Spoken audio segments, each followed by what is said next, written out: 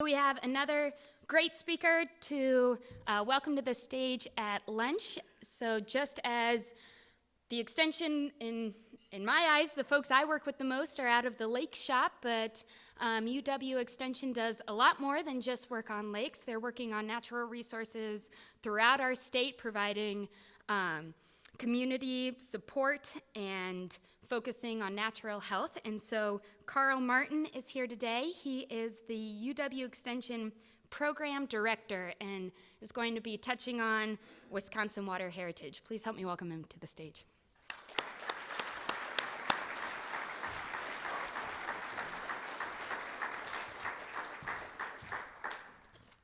Well, thank you, Shelly, and wow, what a conference. What a great few days. And before I talk more about that, I just want to apologize. I really have a face for radio, so maybe don't look at the screen.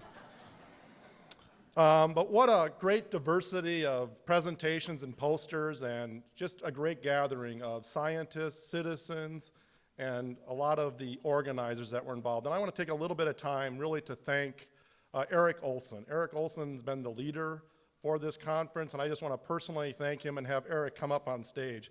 I got a little something that I made for Eric.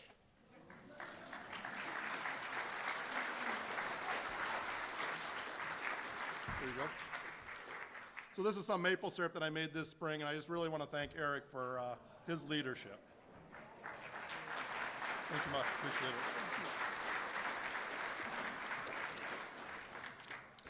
Of course, as Shelly mentioned, it's not only Eric, and I want to just mention a few names, and these are the primary people that were responsible. Ethan Wandersee, Aaron Waite, Kim Becken, Maud Lamarche, Patrick Goggin, Eric McFarland, Paul Skowinski, Sandy Wickman, Amy Kowalski, Mike Engelson, Susan Tasarek, Allison Warner, and Shelly Thomsen. Let's give them all a big round of applause.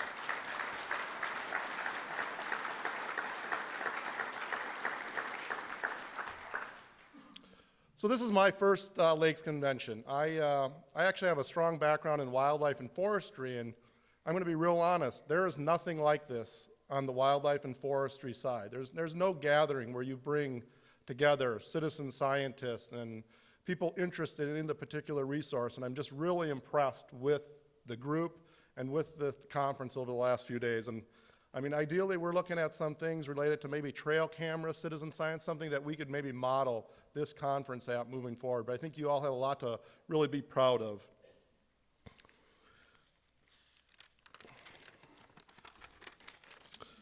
So we all know that water is essential for life, but it's also an integral part of Wisconsin's heritage, and I think we're all aware of that. 40 years ago, I was growing up in rural Wisconsin near Edgar, and we had a farm about a half mile from the Rib River. And we tried to get away as often as we could to spend time at that river. We would go down there for fishing. I had 10 older siblings, so yes, you can guess it was a Catholic farm family. But all of us, we had just a passion for getting down to that river, to go swimming, to go fishing, to go canoeing, to have a picnic on the shore. And that's really where we really solidified our relationship with nature and with water. And I think that really had an influence on my siblings. All of my siblings went into either science or education. Notice none of them went into milking cows, even though that's what we spent a lot of time doing too. In fact, I can remember back when I was probably 7 or 8 years old and going down there with a neighbor friend of mine and fishing, and we would go fishing and we would never catch anything big. And this one particular day, we pulled out this 18-inch largemouth bass, and we were just like, we always brag that we were going to bring food home for dinner, and we're like, what the hell do we do with this now? We got this big fish. We can't let it go. So we bumbled around, and we took it up to a little spring that we had fenced off for the cows, and we put it in there, and we went home, and we were pretty proud of ourselves that we finally caught a big fish in the river after probably spending hundreds of hours down there trying to fish. And it wasn't all happy times in the river. I can remember when I was probably 8, 9 years old, my older brother Max, he was 16, so he's a bit older than me. Him and a friend of his, Gary Lichtleichner, nearby farm kid, they decided we'd go to Rib Falls and go swimming. Well, at Rib Falls, there's a large silver maple that kind of hangs out over the river, and there's a rope. And what you do is you grab the rope and you swing out and you dive into the river. Well, that's great. So they're out doing that, and I'm there, kind of third wheel, two 16-year-olds and their, 9-year-old with them. Well, I kind of walk off the edge, and pretty soon, I couldn't swim at the time. I'm sitting there gasping for air and struggling, and this goes on what seemed like eternity when you're the person actually under the water. And finally, my brother's buddy says, "Hey, Max, what's going on with your little brother there?" My brother's like, "Holy crap, he's drowning." So they pulled me out. I coughed up a bunch of water, and fortunately, needless to say, the parents never heard about many of those types of stories, or we would not have spent time around the water. And that was really kind of just the beginning of my love of water and nature. I was fortunate enough to, when I was an undergrad, junior at UW-Madison, I was able to become a fishing guide. So I ended up moving to Alaska for a summer, fly fishing guide in Southwest Alaska. To give you an idea of just how much of a farm kid I was, so I'm 21 years old. I'm at the airport, and I'm like, never been on an airplane before. This is going to be a new experience. So I ended up flying to Alaska, and I ended up flying every day basically for the next 3 months on bush planes, flying out to various rivers. Really, a lot of fun, although maybe not quite as romantic as it's made out to be. The first 2 weeks we got there, we ended up painting the buildings for 2 weeks, and the joke was, "So you wanted to be a fishing guide in Alaska?" But it did get better after that, and a very valuable experience that really helped shape my life. So now if I fast forward 40 years, I'm fortunate enough, my wife Karen and I are fortunate enough to have a lake property in northern Wisconsin. We lived there for quite some time. And now it's a matter of how do we instill that quality, that heritage, that Wisconsin heritage of water into our children. I'm sure many of you have heard the book, Last Child in the Woods. And I really look at water as one of those ways to really bond with children, really try to convey the importance of nature with children. So my kids, they're 12, 10, and 9. They're obviously, the electronic generation. But when it comes to, hey, we're going to go fishing, or we're going to go kayaking, or we're going to go have a picnic, or we're going to go swimming, then the electronics become kind of the second. They don't want to do that anymore. That's not important. That's much more fun to go out and actually go fishing and do those things. So I think that's really important that we continue to have that quality water heritage as we move forward, both for the current generation, but also for future generations. So Eric asked me to talk a little bit about UW Extension and kind of the role of UW Extension and maybe the future. And I guess I'll just kind of go over what is the mission of Extension. And we really teach, lead, learn, and serve, connecting people with the University of Wisconsin, engaging with them in transforming lives and communities. And that includes natural communities.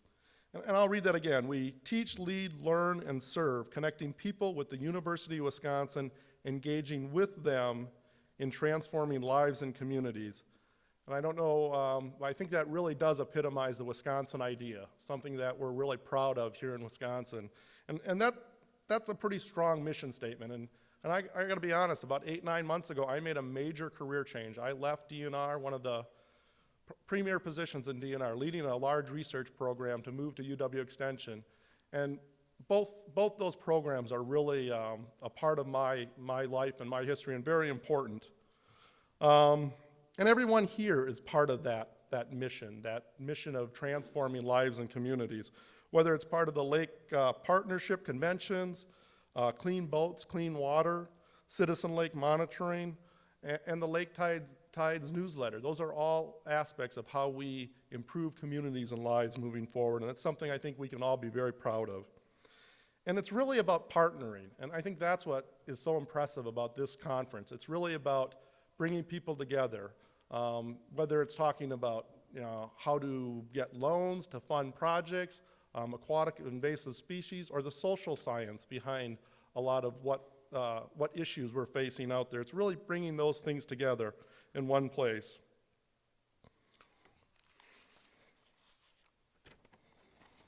So everything is great, right? We have nothing to worry about. We're in great shape. Well, and this is not please don't take this as a political commentary. This has nothing to do with politics, but I do want to talk a bit about some challenges that we're facing. And this isn't me whining. This is me talking from a strong background in both science services and UW Extension. As most of you have heard, the Science Services Program, the research program at DNR, is proposed to take significant cuts. There's been 31 layoff notices issued. What many of you may not know is, and I should include that, that those are the FTs, but there's also about 75 limited term employees that will also be part of that. So that's a significant impact in how we're going to advance research related, applied research. This isn't basic research that never sees light. This is applied research that really is the foundation of many of the activities that you're conducting in your lakes and the things that we do to address various issues. What most of you don't know is that the Community Natural Resource and Economic Development Program that I lead has also issued layoff notices. It was probably the lowest day in my career. I got to draft and send 17 layoff notices out. And the reason this is significant is that those notices went to 3 groups. And the most significant group are the natural resource educators. And I'm sure many of you know those educators around the state. John Hack, Chad Cook, they're all over the state. Bill Clace, John Exo in Baraboo, Andy Yenshaw. Many of those folks have been at this meeting over the last couple days. And the reason I struggled with that is really twofold. One, you're impacting the lives and families. And these are people, this isn't a performance issue. There's not a performance. I don't have tolerance for poor performance. That's not this issue. This is an issue of we're dealing with families and lives of people who are really dedicated to the resource. And that's what really, that's the primary thing that really hit me. But then the second part is I'm drafting these letters and having to send these letters out is really, how's this gonna impact the heritage that we're passing on to our children? How is this gonna impact the water resources that we value so much? And I will point out that many of those cuts are really targeted towards water. It's the water portion of our NREs. And I really, part of the challenge we have is our scientists in DNR and our extension, we generally don't tout our own horn. They're very, go about, build the partnerships, help people. And I'm sure many of you know some of those individuals and have no idea that they were sent those layoff notices. And I just, I guess I really want to applaud the scientists. I mean, these are a really key group of professionals, both the scientists at DNR and the UW Extension NREs, and hopefully we'll figure out how we're going to respond to those changes and make changes. And I should point out that, like in my program, for example, that's about $1 million in segregated cuts. So a lot of the hype that you're hearing, has to do with all this $300 million cut to UW Extension. That's an additional cut that I will need to deal with after July 1 if that comes to fruition. That's another $900,000. Right now, I need to figure out how am I going to fill this hole of this $1 million that we're not going to have moving forward. And part of that is that partnership with Science Services and that basic and applied, that really applied research that's done in that system. And that research, that can be aquatic invasives, loons. You're going to hear from Mike Meyer after lunch talking about loons. Jordan Pachenik talked about social science. I mean, these are all positions that are tied into those. So I think it's important to start thinking about what the face of those layoffs really looks like. So I guess in conclusion, what does UW Extension look like moving forward? And I think the partnerships that we're building here today and that we have are going to be key for us moving forward. How do we continue to get things done on the ground? UW Extension will be smaller, there's no question about that. And we're really going to try to be proactive and try to figure out how do we continue to provide those priority services. And I would encourage all of you to think about that. We're going to have different ways where you can provide input on how we can continue to be effective at delivering our message. Obviously, new delivery methods will be important, but you still need that face-to-face interaction. And I should point out, I'm talking broadly about Extension. Obviously, we have a lot of county folks. I have about 50 community and economic development educators distributed across the state, in addition to our natural resource program. So we're really trying to figure out what does that model look like moving forward, and we really want to hear from our constituents on how we can better serve you moving forward. And there'll be more coming out about that. We did have a session the other night called UW Extension Reimagined, where we tried to get at what does UW Extension look like. And I'm concerned about the cuts that we're taking and the current situation, but I'm also want to be proactive. How do we do our job better moving forward? Irrespective of whether there's going to be significant cuts or not, we still need to think about how do we evolve? How do we become relevant to different generations, different ways of communicating? That can be social media, that can be YouTube videos, that can be things, Google Glass. There are so many things advancing right now. We need to try to stay ahead of that and try to be relevant to the group coming up. And really, the reason we need to do that is we need to be able to continue with that Wisconsin idea. That's really a strong foundation for the citizens of this state. We have one of the top university systems in the country, and I think using our extension to really, and our faculty to really spread that to all boundaries of the state will really be helpful. And I think having groups like you that are really part of that and integral to that is really helpful. So in conclusion, I would just like to thank everybody for coming. What a great conference. I'm looking forward to being at this next year. Hope everybody has safe travels after the next couple of sessions home, and have a great weekend. Thank you, everybody. And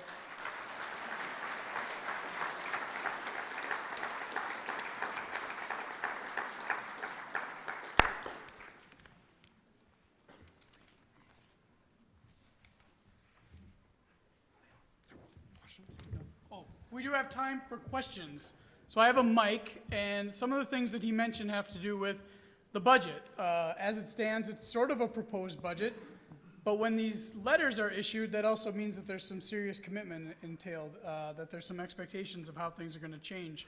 So in the spirit, again, of our ongoing conversations about what's going on with the partnership and what's going on with natural resources, I'd like to field questions from the audience. We have Kim in the back with the microphone. And again, Karl Martin is the program director for CONRAD, which is Community Natural Resources and Economic Development. This is most of the county extension educators you can think of doing outreach at your county level, as well as some of you might not recognize even the term natural resource educators because you think of them as basin educators. That was the program that existed just before they became regional natural resource educators. So we have a question over here. Karl, in going through your budget process and having to write your letters, were the cuts taken into particular programs, such as the Community and Economic Development Group, or did you get the opportunity to pick and choose to a dollar amount that had to be cut? yeah, so what's proposed is related to the natural resource educators. That money is basically eliminated from going to DNR. That money went to DNR specifically earmarked for UW Extension, and that money's been in that budget for 20 years. So that's really earmarked money. We do have some base money within my program, but that's only one position. So we basically had to look at where that segregated money was coming in, and that program got downsized. And similarly for our solid waste and hazardous education center, it was also similar for that, where it's targeted money that's segregated money in the governor's budget, pollution money that's X'd out, so that funds 3 individuals in my program. We do have one base, so we'll keep some base in that moving forward. And then, normally we could buffer that a little bit potentially with, other vacancies within the program, but we're also looking at that 14% cut. So my concern, and I'll just be very transparent, July 1 comes, we have a 14% cut. We just don't have enough money to move around. Hence, we had to send those letters out relatively early in the process just to kind of cover ourselves, because we didn't want to just give 2-week notice. We wanted to give a 6-month notice. We're trying to, these are very close colleagues, very integrated into UW Extension and to natural resources across the state. So we're trying to be compassionate to the individuals and giving them a heads up. Karl, just as a follow-up to that, can you speak about the Discovery Farms program and the farmer-led councils and where they stand in the budget? Just give a quick overview of what they are and then where they're at in the budget process. Yeah, so the Discovery Farms and farmer-led initiatives, those are natural resource related. They're actually now in our ag program. We just moved those from my program to the ag program. But they're really working with farmers. A lot of that relates to BMPs, so working with voluntary BMPs on select farms and looking at how that impacts water quality, particularly related to streams throughout the state. And that program also has been targeted for elimination. It's got diverse funding, so I think it's about half of the funding for that program that comes from the state would be eliminated. And I know there's a lot of, ag groups out there in particular that are starting to rally to say, this is something that we really want to see happen. This is very similar to the lakes work. It's, working with farmers, working with citizens to try to improve the environment while still having an economic return from their land. Any other questions from the audience? Okay.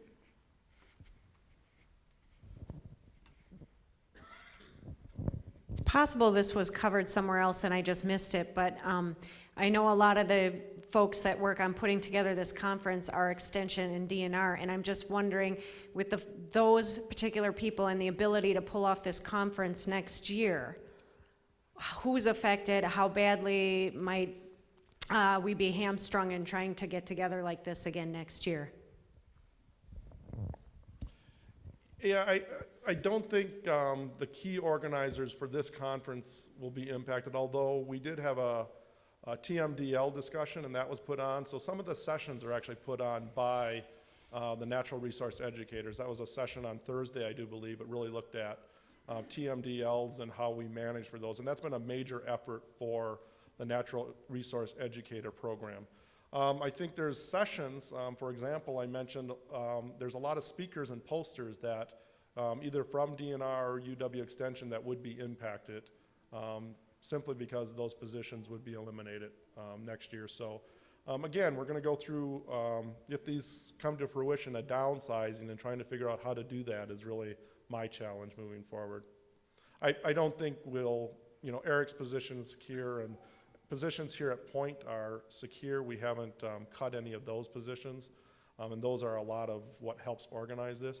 On that kind of same vein, though, we were looking at developing a forestry education center here at Point, modeled at some of our other centers, and that has now been put on hold indefinitely. And I guess I'll speak to this too. I've spoken with Carol Shaw and tried to unravel what's going on with the budget. And our program, UW Extension Lakes, based at Stevens Point with some folks up in Rhinelander, our funding really is pass-through funding out of the water resources account, which you heard about yesterday, and it goes through the Department of Natural Resources into UW Stevens Point, with Extension sort of being, I don't want to say a silent partner, but they basically are there to support us and to help us, but they also receive, I think, some of the credit. And we certainly do take advantage of the fact that there are all of these county educators who, one example would be, there's a lot of people in here from Waushara County, and we have a very active Conrad educator in there. His name is Patrick Naring. And Patrick is constantly feeding questions that he's getting from your lake districts and lake associations in his county to me so that I can quickly answer them and get the information back out to him. We have that type of relationship in a number of counties.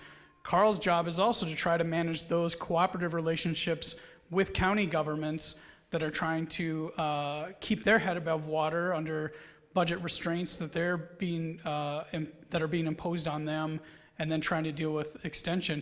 Do you have any sense, Carl, like how healthy is our county extension educator system with this budget? And is that really where that 18% starts to play out over the next 2 years? Yeah, and so we're looking at a significant deficit, and we really value those county relationships because the counties fund 40% of those relationships. So it's really, truly a cooperative extension when you start looking at state, federal, and county funding. Having said that, we are going to start looking at different models. If we're looking at a 14% cut, we may not be able to fill all those county positions. And when I say looking at different models, do we start sharing expertise across counties? Counties tend not to like that. They tend to like to have their own person. Do we leave counties vacant? And I'm sure many of you interact with Conrad agents in your counties. And you may not know that they're actually Conrad agents, but they generally work on natural resources, but also a lot of facilitation, leadership, economic, community development type issues. So we are looking at a new model on how we're going to address that. And I should also point out, some of our funding goes directly to the universities, both the UW Stevens Point and UW-Madison, and we'll need to look at those investments and how do we potentially change those investments over time to become a leaner organization. And again, that's not all bad. I mean, if we can do some of that through attrition and prioritize and be strategic, I think, you know, we can make that work long term. It's the having to leave people go and cut entire programs that's really challenging in figuring out how do you even continue to do some of that work moving forward. But those are things that we're working through, and I'm trying to take a positive approach to those and trying to work with my colleagues. And I have a lot of colleagues within my program to figure out what do we look like and how do we continue to really bring that Wisconsin idea to the citizens of the state. Any other questions? Okay, let's thank Karl one more time for joining us. Thanks, everybody.